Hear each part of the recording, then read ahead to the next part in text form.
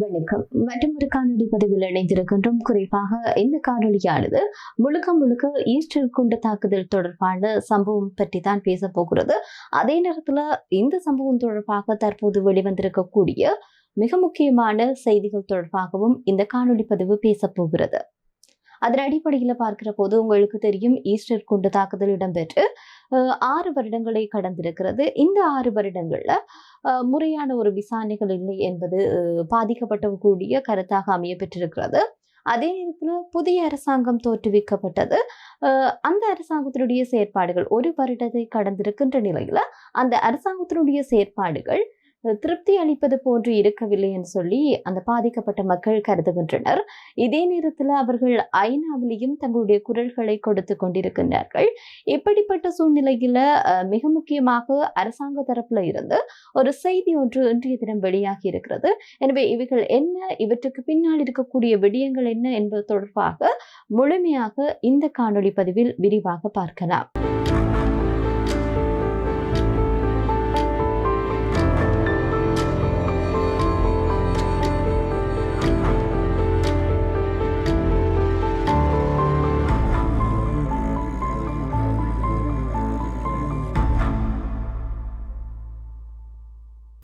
இலங்கையில 2019ஆம் ஆண்டு ஏப்ரல் மாதம் 21ஆம் தேதி இந்த உயிர்த்த ஞாயிறு குண்டு தாக்குதல் இடம்பெற்றிருக்கிறது. இதன் போது பலர் கொல்லப்பட்டிருக்கின்றார்கள். அதே நேரத்துல பல மக்கள் பாதிக்கப்பட்டிருந்தார்கள். அந்த வகையில இது தொடர்பான விசாரணைகள் முன்னெடுக்கப்பட வேண்டும், அதாவது முறையாக முன்னெடுக்கப்பட வேண்டும் என்று சொல்லி தொடர்ச்சியாகவே குரல்களை எழுப்பிக் கொண்டிருக்கின்றார்கள் பாதிக்கப்பட்ட தரப்புல இருந்து. இந்த போருக்கு பிந்திய காலத்துல பார்க்கிற போது மிகப்பெரிய அளவில் ஒரு படுகொலை இடம்பெற்றதாக இந்த சம்பவத்தை நாங்கள் குறிப்பிட்டு கூறலாம். அதே நேரத்துல இலங்கையை மட்டுமன்றி சர்வதேச அளவிலையும் மிக முக்கியமாக பேசு பொருளாக மாறியிருந்ததாக இந்த ஒரு சம்பவம் காணப்படுகிறது. இந்த தாக்குதலுடன் தொடர்புடைய பிரதான சூத்திரதாரிகள் யார், இல்லாட்டி இவர்களுக்கு பின்னால் இருக்கக்கூடிய அரசியல் நிலைப்பாடு என்ன என்பது தொடர்பாக விசாரணைகள் தொடர்ச்சியாகவே முன்னெடுக்கப்பட்டிருக்கிறது. குறிப்பாக 6 வருடங்கள் கழிந்திருக்கிறது. இதே நேரத்துல தொடர்ச்சியாக பல அரசியல் மாற்றங்கள் இடம்பெற்றிருக்கக்கூடிய நிலையில தற்போது இருக்கக்கூடிய புதிய அரசாங்கத்தினுடைய செயற்பாடுகள் தொடர்பிலையும் பாதிக்கப்பட்ட தரப்புல இருந்தும் ஒரு அதிருப்தியும் வெளிப்படுத்தப்பட்டு கொண்டிருக்கிறது. இந்த சூழ்நிலையில இந்த ஞாயிறு ஈஸ்டர் குண்டு தாக்குதல் தொடர்புல முன்னாள் ஜனாதிபதியான மைத்ரிபால சிறிசேன அன்றைய காலத்துல கூட 100 மில்லியன் நஷ்டஈட்டை வழங்கியிருந்தார் என்பது குறிப்பிட்டு கூறக்கூடிய ஒரு விடயம். கிட்டத்தட்ட அவர் அந்த பகுதி அளவில் வழங்கி முழுவதுமாக செலுத்தி இருக்கின்றார். அதற்கு காரணம் என்ன என்று சொல்லி பார்க்கிற போது, அந்த ஆட்சியாளர்களுடைய காலத்துல இப்படியான ஒரு அசம்பாவிதங்கள் நடைபெறுகின்ற போது, அதாவது இதற்கு பின்னால் இருக்கக்கூடியது அவர்களுடைய அலட்சியம். என்னன்னு சொல்லிச்சுன்னா, முற்கூட்டியே போதிய உளவு தகவல்கள் கிடைக்க பெற்றும் அது தொடர்பாக அவர்கள் பெரிதளவில் அக்கறை கொள்ளவில்லை. எனவே ஒரு நாட்டினுடைய ஜனாதிபதியாக இருந்தவர் இது தொடர்புல பொறுப்புணர்வோடு இருக்கவில்லை என்பது தொடர்புல தான் அவருக்கான நஷ்ட ஈடு நீதிமன்றத்தால் விதிக்கப்பட்டிருந்தது. அவருக்கு மட்டுமன்றி முன்னாள் பாதுகாப்பு செயலாளரான கேமஸ்ரீ பெர்னாண்டோ மற்றும் முன்னாள் தேசிய புலனாய்வு பிரிவுடைய தலைவராக இருக்கக்கூடிய சிசர மெண்டிஸ் ஆகியோருக்கும் நஷ்ட ஈடுகள் தொடர்பில் அறிவிக்கப்பட்டிருந்தது. அவர்களும் அந்த தொகையை செலுத்தி முடித்திருக்கின்றார்கள். எனவே இப்படியாக சிலர் இன்னும் நஷ்ட ஈடு கொடுக்கப்படவில்லை என்று சொல்லி தெரிய வந்திருக்கிறது. இது கடந்த காலங்களிலே இது தொடர்பான விடயங்கள் வெளிவந்திருந்தது. இதற்கு அடுத்த கட்டமாக பார்க்கிற போது முன்னாள் ஜனாதிபதியாகட்டும் தற்போது இருக்கக்கூடிய ஜனாதிபதிகள் எல்லாம் இதற்கு உடந்தையாக இருந்திருக்கின்றார்கள். இல்லாட்டி ஏதோ ஒரு வகையில இவர்களுக்கு இந்த தகவல்கள் தெரியும், ஆனால் மூடி மறைப்பதற்கான முயற்சிகளை இந்த சம்பவம் தொடர்பான விசாரணைகள்ல முன்னெடுத்திருக்கின்றார்கள் என்ற ரீதியிலையும் ஒரு பொதுவான ஒரு விமர்சனம் ஒன்று கடந்த கால அரசாங்கங்கள் மீது முன்வைக்கப்படுகிறது. இதை அடுத்து பார்க்கிற போது தற்போது வந்திருக்கக்கூடிய புதிய அரசாங்கத்தினுடைய ஜனாதிபதியான அன்றுகுமார் திசாநாயக்கவும் சில சந்தர்ப்பங்கள்ல பொதுவான பேசுகின்ற போது உயிர்த்த ஞாயிறு தாக்குதல் தொடர்பான விடயங்களை முன்வைத்திருக்கின்றார். அதற்கு பின்னால் இருக்கக்கூடிய பல விடயங்களை அவ்வப்போது சொல்லிக் கொண்டுதான் இருக்கின்றார். என்னன்னு சொல்லிச்சுன்னா, அவர் ஆட்சிக்கு வருவதற்கு முற்பாடு பிரச்சாரங்களின் போதெல்லாம் இந்த ஒரு விடயமும் கரிசனை கொள்ளப்பட்டிருந்தது.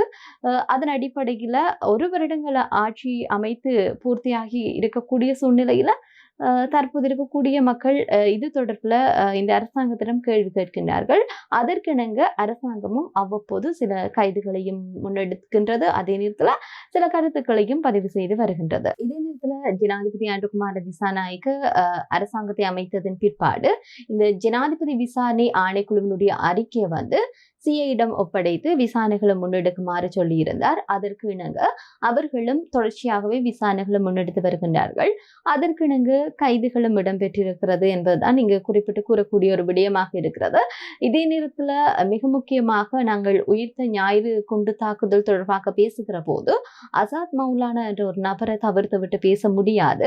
என்னன்னு சொல்லி சொன்னா உங்களுக்கு தெரியும், சேனல் 4ல அவர் வெளிப்படுத்தி இருக்கக்கூடிய மிக முக்கியமான கருத்துக்கள் எல்லாம் பேசுபொருளாக மாறி இருந்தது. தொடர்ச்சியாகவே அது தொடர்பான அறிக்கைகளையும் அரசாங்க தரப்புல இருந்தும் எதிர்க்கட்சி தரப்புல இருந்தும் அன்றைய காலத்துல முன்வைக்கப்பட்டிருந்தது. குறிப்பாக இவரை நாட்டுக்கு கொண்டு வருவதற்கான முயற்சிகளை தற்போது இருக்கக்கூடிய அரசாங்கம் முன்னெடுக்கிறதுன்னு சொல்லி அமைச்சராக இருக்கக்கூடிய நலிந்த ஜேதிசபும் அந்த கருத்தை வந்து பதிவு செய்திருந்தார். அதாவது அவரை வந்து நாட்டுக்கு கொண்டு வருவதற்கான தங்களாலான முயற்சிகளை தாங்கள் முன்னெடுத்து வருவதாக அவர் இந்த சேனல் 4 விவகாரம் தொடர்பில் பேசுபொருளாக மாறி இருக்கக்கூடிய நிலையில அவருடைய கருத்து அன்றைய நாள்ல பதிவாகி இருந்தது. இதே நேரத்தில் இன்னும் ஒரு விடயம், நாங்கள் அசாத் மௌலானா தொடர்பில் பேசுகிற போது அவருடைய பின்னணி என்ன என்பது தொடர்பாக பார்க்கிற போது அவர் வந்து இந்திய இராணுவத்தோடு இணைந்த EPRLF அமைப்பினுடைய ஒரு குடும்ப பின்னணியை கொண்ட ஒரு நபராக இருக்கின்றார். இதே நேரத்துல EPDPயுடன் இணைந்து, அதாவது டக்ளஸ் தேவானந்தாவுடன் இணைந்து கடந்த காலங்கள்ல செயற்பாடுகளை முன்னெடுத்திருந்தார். அதே நேரத்துல டக்ளஸ் தேவானந்தாவும் அவரை சில பதவிகள்ல வந்து அமர்த்தி இருக்கின்றார். இப்படியாக பார்க்கிற போது சமகாலத்துல அவருடைய விடயங்கள் தொடர்பாக பார்க்கிற போது 2004ஆம் ஆண்டுல கர்னா குழுவுல இராணுவ உளவு சேவைக்கு இணைக்கப்பட்டுள்ள ஆரம்ப நாட்கள்ல இராணுவ அதிகாரிகளே அந்த கர்னா குழுவினுடைய மொழிபெயர்ப்பாளர்களாக இருந்திருக்கின்றார்கள். எனவே டக்ளஸ் தேவானந்தாவுடைய பரிந்துரையின் அடிப்படையில் அசாத் மௌலானா 2006ஆம் ஆண்டுல வந்து சித்திரை மாதம் தொடக்கம் EPDPயினுடைய அதுல இருந்து கர்னா குழுவிற்கு வந்து இடம் மாற்றப்பட்டிருக்கின்றார். இதனை தொடர்ந்து பார்க்கிற போது 2006ஆம் ஆண்டு ஜூன் மாதம் அளவில் முன்னாள் ஜனாதிபதி அன்றைய காலத்துல பாதுகாப்பு அமைச்சர் இருந்தவர் கோட்டபய ராஜபக்சவிற்கும் அதே நேரத்துல மேஜர் ஜெனரல் கபில ஹந்தவிதான ஆகியோருக்கும் இடையில ஒரு கலந்துரையாடல் கர்னா குழுவோடு இணைந்து ஒரு கலந்துரையாடல் முன்வைக்கப்பட்டிருந்தது. இந்த கலந்துரையாடல்ல வந்து ஆங்கில மொழியில தான் இடம்பெற்றதாகவும் கிட்டத்தட்ட 3 மணி நேரம் இடம்பெற்றதாகவும் அசாத் மௌலானா தான் சொல்லி இருக்கின்றார். அந்த கலந்துரையாடல்ல என்ன விடயம் பேசப்பட்டதுன்னு சொல்லி சொன்னா, கர்னாமான எப்படி அரசாங்கத்துடன் இணைப்பது என்பது தொடர்பில் தான் அந்த காலத்துல 2006ஆம் ஆண்டு பகுதியில பேச்சுவார்த்தைகள் எல்லாம் இடம்பெற்றதுன்னு சொல்லியிருந்தார். இதே நேரத்துல கர்னா குழுவிற்கு மிக முக்கியமான விடயங்களை எல்லாம் அசாத் மௌலானா செய்திருக்கின்றார் என்பது அவருடைய வாயினூடாகவே வெளிவந்திருந்தது. குறிப்பாக கர்னா குழுவினுடைய பேச்சாளராக இருந்திருக்கின்றார். அதாவது சர்வதேச அளவில் இயங்கக்கூடிய ஊடகங்களான BBC, ராய்ட்டர் போன்ற சர்வதேச ஊடகங்களுக்கு அவர் ஒரு பேச்சாளராக இருந்திருக்கின்றார். அது மட்டுமன்றி கர்னா குழுவிற்கு பொறுப்பாக இருந்த மேஜர் ஜெனரல் சுரேஷ் சாலே மற்றும் பிரிகேடியர் அமல் கனசேனவிற்கும் பிள்ளையானுக்குமான ஒரு தொடர்பாளராக இருந்திருக்கின்றார். அது மட்டுமன்றி நிதியையும் வந்து முகாமைத்துவம் செய்யக்கூடியவராகவும் அசாத் மௌலானா இருந்திருக்கின்றார். இதன் பிற்பாடுதான் இவர்கள் ஒவ்வொருவருடனும் தொடர்புகளை கொண்டதன் ஊடாகத்தான் அவர்களுக்கான ஒரு பழக்கம் வந்து ஆரம்பமாக இருந்தது என்று சொல்லப்படுகிறது. இதுல குறிப்பாக மேஜர் ஜெனரல் சுரேஷ் சாலே, பிள்ளையான், அசாத் சாலே ஆகியோருடைய உறவுகளும் இவ்வாறாக வளர்ந்துதான் அசாத் மௌலானா மற்றும் பிள்ளையானுக்கு இடையில மேஜர் ஜெனரல் சுரேஷ் சாலே நம்பிக்கைக்குரியவராக இவர்கள் 2 பேரையும் பார்த்தார் என்று சொல்லப்படுகிறது. இப்படியாகத்தான் இவர்களுடைய அறிமுகம் வந்து வளர்ந்து வந்திருக்கிறதுன்னு சொல்லப்படுகிறது. இவராக அசாத் மௌலானா பற்றி கூறின விடயங்கள் மிக குறைவான விடயங்கள் தான். இன்னும் ஏராளமான விடயங்கள் இருக்கிறது. அது ஒரு புறம் இருக்க, அசாத் மௌலானா சேனல் 4ல வெளிப்படுத்திய விடயங்கள் தான் பல கேள்விகளையும் சர்ச்சைகளையும் அன்றைய காலத்தில் ஏற்படுத்தி இருந்தது. எனவே அவர் வெளிப்படுத்தியதூடாகத்தான் அந்த ஒரு விடயமும் பேசுபொருளாக மாறி இருந்தது. அவருடைய கருத்துக்களூடாக மேலும் இதற்கு பின்னால் இருக்கக்கூடிய மிக முக்கியமான விடயங்கள் எல்லாம் வெளித்தெரியும் சொல்லி பொது பாதுகாப்பு அமைச்சரும் அந்த ஒரு விடயத்தை சொல்லியிருந்தார் அன்றைய காலத்துல. இப்படியாக அனுர அரசாங்கம் இந்த சேனல் 4 விடயங்களுக்கு பிற்பாடுதான் இந்த உயிர்த்த ஞாயிறு தாக்குதல் தொடர்பான விடயம் ஒரு விசாரணையில வந்து ஒரு சரியான திசையில நோக்கி நகர்வதற்கு அடிப்படையாக இருந்ததுன்னு சொல்லலாம். இதே நேரத்துல இந்த கைதுகளும் இதற்காக இடம்பெறுகிறது, விசாரணைகளும் முன்னெடுக்கப்பட்டு கொண்டிருக்கிறது. சில முக்கிய புள்ளிகள் இதற்கூடாக கைது செய்யப்பட்டு அவர்கள் விசாரணையும் முன்னெடுக்கப்பட்டு கொண்டிருக்கிறது. ரகசியமான விடயங்கள் ரகசியமாக, அதாவது வெளியில தெரியாமல் நிறைய விசாரணைகள் எல்லாம் உள்ளே நடக்கிறது என்றுதான் அரசாங்க தரப்புல இருந்தும் தகவல்கள் வெளியாகி இருக்கிறது. இன்னொரு சூழ்நிலையில தான் பிள்ளையான் திடீரென கைது செய்யப்பட்டார். செனஃபோ விவகாரம் பேசப்பட்டு கொண்டிருக்கிற சூழ்நிலையில தான் பிள்ளையான் கைது செய்யப்பட்டிருந்தார். குறிப்பாக அந்த கைது உயிர்த்த ஞாயிறு தாக்குதலுடன் தொடர்பானது அல்லன்னு சொல்லி அரசாங்க தரப்புல ஆரம்ப கட்டத்துல முன்வைக்கப்பட்டிருந்தது. அந்த கைதுக்கான காரணம் அவர்கள் சொன்னது என்னன்னு சொன்னா, 2006ஆம் ஆண்டு பல்கலைக்கழகத்தினுடைய கிழக்கு மாகாண பல்கலைக்கழகத்தினுடைய துணைவேந்தர் காணாமல் போன சம்பவம் தொடர்பாக தான் இவருக்கு தொடர்பு இருப்பதாக சந்தேகத்தின் அடிப்படையில தான் அவர் வந்து கைது செய்யப்பட்டிருந்தார். ஆனாலும் இதற்கு பின்னால் இருக்கக்கூடிய சூட்சுமமான விடயங்கள் தொடர்புலையும் தற்போது வெளிவரைய ஆரம்பித்திருக்கிறது. குறிப்பாக அரசாங்க தரப்புல இருந்தே பிள்ளையானுக்கான தொடர்பு, இல்லாட்டி அவர் எவ்வாறான விடயங்களை தெரிந்து வைத்திருந்தார் என்பது தொடர்பான இந்த உயிர்த்த ஞாயிறு தாக்குதல் சம்பந்தமாக அரசாங்க தரப்புல இருந்து தற்போது தகவல் ஒன்று வெளியாகி இருக்கிறது. இப்படியாக இந்த செனஃபோ விவகாரம் குறித்ததன் பிற்பாடு அவருடைய கைது இடம்பெற்றிருக்கிறது. ஆக சொல்லாட்டியும் இந்த அரசாங்கம் இதனை சொல்லாட்டியும் நிச்சயமாக உயிர்த்த ஞாயிறு தாக்குதல் தொடர்பான விடயங்களை விசாரிப்பதற்காகத்தான் அதுவும் ஒரு காரணமாக இருக்கலாம். கிழக்கு மாகாண பல்கலைக்கழகத்தினுடைய துணைவேந்தருடைய கடத்தலும் ஒரு காரணமாக இருக்கலாம். அதே நேரத்துல உயிர்த்த ஞாயிறு தாக்குதல் தொடர்பான விசாரணைகளும் நிச்சயமாக அதனூடாக முன்னெடுப்பதற்கானதான் அவர் கைது செய்யப்பட்டிருந்தார் என்பதும் வெளிப்படையான உண்மையாக இருக்கிறது.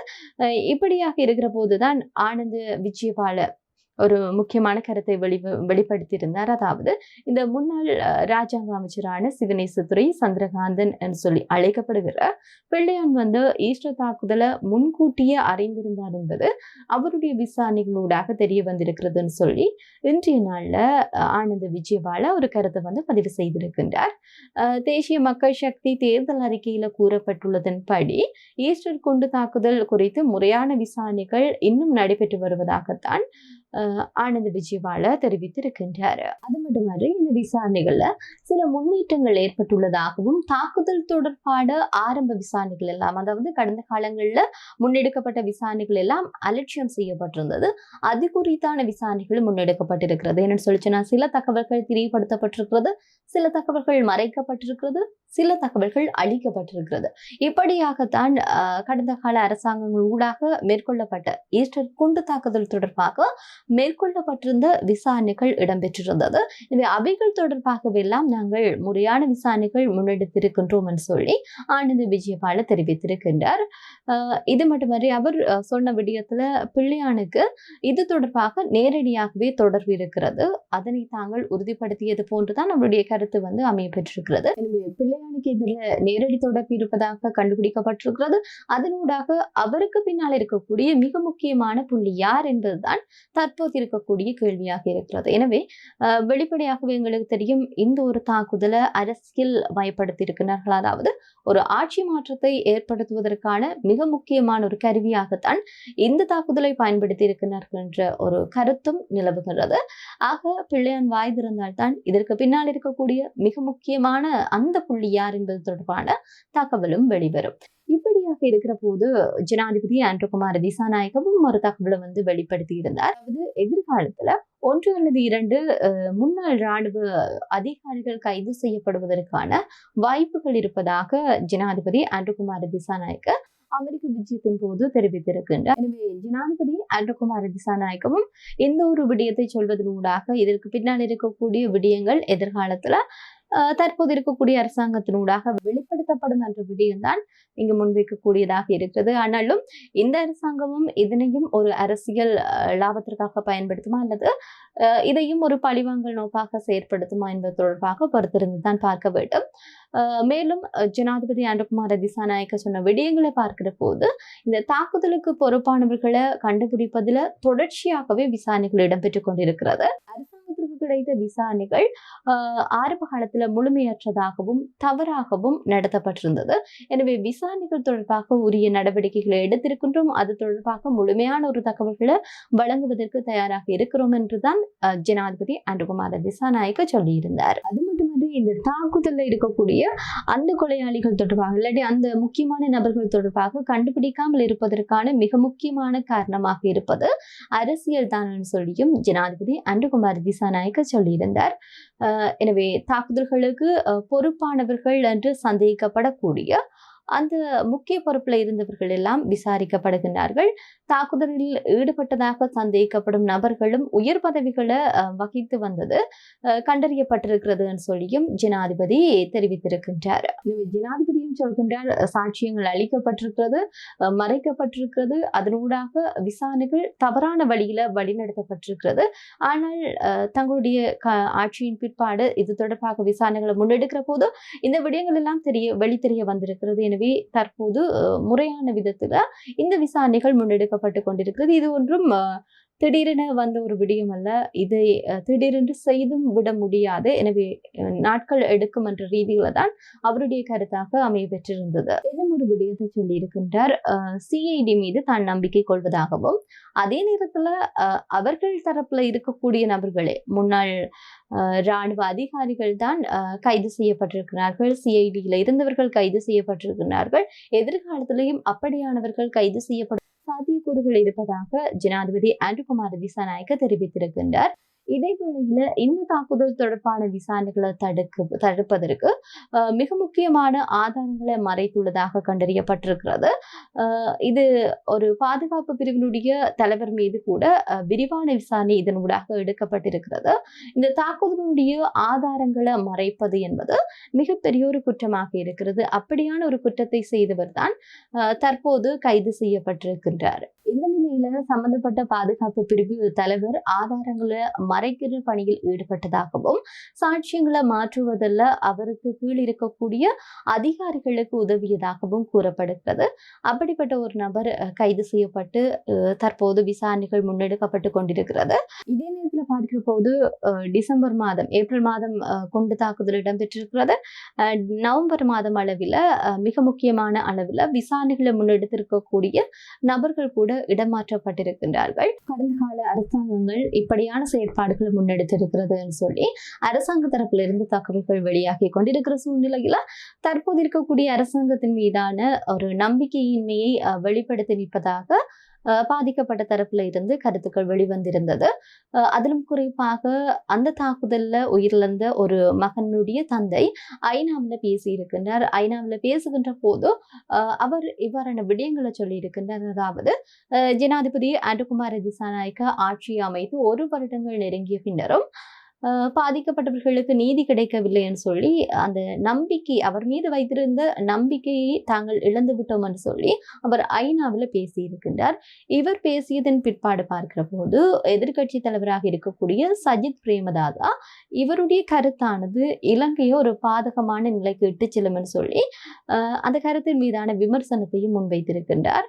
அவர் ஏன் சொல்கின்றார் என்று சொல்லி சொன்னா, சர்வதேச அரங்கில் இலங்கை தொடர்பில் ஒரு பிம்பத்தை கட்டி எழுப்பி இருக்கிறது தான் அடிப்படையில தான் அவர் சொல்லி இருக்கின்றார். அதே நேரத்தில் இந்த அரசாங்கத்தினுடைய அலட்சியத்தன்மை தொடர்களையும் சஜித் பிரேமதாசா ஒரு விடயத்தை சொல்லி இருக்கிறார். இதே நேரத்தில் பார்க்கிற போது இன்று வெளிவந்த அந்த செய்தி, அதாவது பிள்ளையான் ஈஸ்டர் தாக்குதல்ல முன்கூட்டியே அறிந்திருக்கின்றார். அவருக்கு இந்த தாக்குதல்ல நேரடி தொடர்பு இருப்பதாக பொது பாதுகாப்பு அமைச்சர் தெரிவித்த விடயம் பேசுபொருளாக மாறியிருந்தது. அதோடு தொடர்படுத்தி ஒரு விடயத்தை பேச வேண்டும். குறிப்பாக பிள்ளையான் கைது செய்யப்பட்ட அன்றைய நாட்கள்ல உடனடியாகவே முன்னாள் ஜனாதிபதி ரணில் விக்ரமசிங்கே அவரை பார்ப்பதற்கு சென்றிருக்கிறார். ஆனால் விசாரணைகள் இடம்பெற்றுக் கொண்டிருக்கிற போது இப்படியாக பார்க்க செல்ல முடியாது என்ற ரீதியில் அவர் தடுக்கப்பட்டிருக்கின்றார். முன்னாள் ஜனாதிபதி என்ற காரணத்திற்காக உங்களை நாங்கள் பார்க்க விடையிலாது அப்படின்ற ரீதியில் அவருக்கான பதில் கொடுக்கப்பட்டிருந்தது. அப்படி பார்க்கிற போது அவருக்கு பிற்பாடு உதயன் கம்மன் பிளவும் பிள்ளையானை சந்திப்பதற்கு அவளுடன் சென்றிருந்தார். ஆக இந்த 2 நபர்களுடைய விடயங்களை பார்க்கிற போது இவர்கள் எதற்காக இப்படியாக அவரை பார்ப்பதற்கு ஓடோடி அன்றைய காலத்துல போக வேண்டும் என்ற ரீதியில ஒரு கேள்வியையும் எழுப்பியிருக்கிறது. குறிப்பாக உதயன் கம்மன் பிளவை பார்க்கிற போது அவருக்கு அனுமதி மறுக்கப்பட்டிருந்தது. ஆனால் அவர் என்ன செய்யறாருன்னு சொல்லி சொன்னா, தான் அவருடைய சட்டத்தரணியாக இருக்கிறேன்னு சொல்லி சட்டத்தரணியாக சொல்லிக்கொண்டு அனுமதியை பெற்று அவரை பார்க்கின்றார். உதயன் கம்மன் பிள்ளை ஒரு வழக்கறிஞராக இருக்கிறார் தான். ஆனாலும் அவர் எந்த ஒரு வழக்குக்காகவும் நீதிமன்றம் சென்றதாக தெரியவில்லை. ஆனால் பிள்ளையானவர்கள் கைது செய்யப்பட்டதன் பிற்பாடு அவருக்கு ஆதரவாக நின்றிருக்கின்றார். ஆக இந்த 2 நபர்களுடைய விடயங்களை பார்க்கிற போது இதற்கு பின்னால் இருக்கக்கூடிய விடயங்கள், இவர்களுடைய இந்த சந்திப்பு விடயமானது நிச்சயமாக ஒரு சாதாரண விடயமாக எடுத்துக்கொள்ள முடியாது என்பதுதான் இந்த இடத்துல நானும் பதிவு செய்து கொள்ள விரும்புகின்றேன். எனவே பிள்ளையான் வாய் திறந்தால்தான் இதற்கு பின்னால் இருக்கக்கூடிய அரசியல் காரணிகள் எதற்காக இந்த சம்பவம் இடம்பெற்றிருக்கிறது, நிச்சயமாக இந்த பாதிக்கப்பட்ட மக்கள் தரப்புல இருந்து தற்போது இருக்கக்கூடிய அரசாங்கத்தின் மீது ஒரு அதிருப்தி ஒன்று வெளிப்படுத்தப்பட்டு கொண்டிருக்கிறது. இந்த அதிருப்தி இப்படியே செல்லுமாக இருந்தால் நிச்சயமாக அவர்களும் இந்த அரசாங்கத்திற்கு எதிராக குரல் கொடுப்பார்கள் வீதியில் இறங்கி. அது மட்டுமன்றி தற்போது இருக்கக்கூடிய அரசாங்கத்திற்கு மிக முக்கியமான பொறுப்பு இருக்கிறது. அவர்கள் வாக்குகள் கொடுத்ததும் இதற்காக தான், உயிர்த்த ஞாயிறு தாக்குதல் தொடர்புலையும் விசாரணைகள் இடம்பெறும் என்று சொல்லி நம்பித்தான் பாதிக்கப்பட்ட தரப்புல இருந்தும் அனுர் அரசாங்கத்திற்கு ஆதரவு கிடைத்திருந்தது. அனுர் அரசாங்கமும் தொடர்ச்சியாகவே அவ்வாறான செயற்பாடுகளை தான் சொல்லிக் கொண்டு வந்தார்கள். அதாவது தாங்கள் இந்த தாக்குதலை முறையான விசாரணைகள் இடம்பெற்று தீர்வுகளை பெற்றுக் கொடுப்போம் என்று சொல்லி. ஆக அவர்களுடைய அந்த வருட கால பகுதிக்குள்ள இந்த ஒரு விடயம் தொடர்புல முக்கியமாக இருக்கக்கூடிய புள்ளிகள் எல்லாம் கைது செய்யப்படுகிற போதுதான் மக்களுக்கு அனுர் அரசாங்கத்தின் மீது ஒரு நம்பிக்கை பிறக்கும். அந்த நம்பிக்கையை இந்த அரசாங்கம் கட்டியெழுப்புமா அல்லது இதனையும் ஒரு அரசியல் நோக்காக கொண்டுதான் செயல்படுமா என்பதை பொறுத்திருந்துதான் பார்க்க வேண்டும். மற்றும் ஒரு காணொலி பதிவில் இணைந்திருவோம். நன்றி.